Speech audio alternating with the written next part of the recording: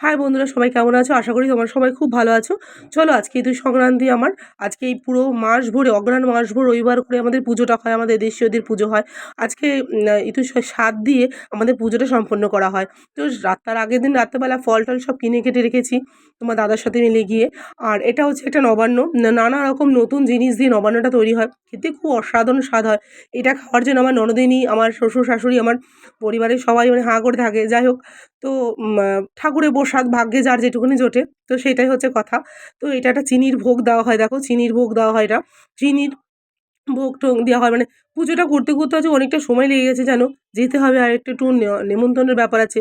তো সারা রবিবার আমি ভাত খাইনি, তো আজকে আমাকে একটু ভাত খেতে হবে, না হলে নাকি পুরো মানে এরপরে আমি ভাত খেতে পারবো না। আচ্ছা যাই হোক, চলো সব পুজো সম্পন্ন করে রেডি হয়ে বান্ধবীদের মানে টিম নিয়ে বেরিয়ে পড়েছি।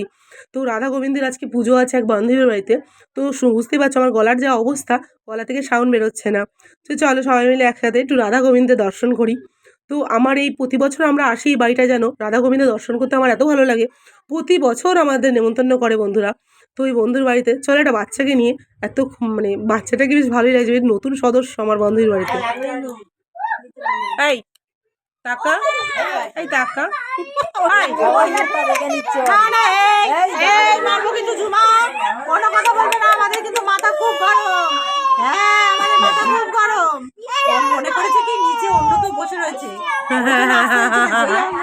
তখন তারপর আসে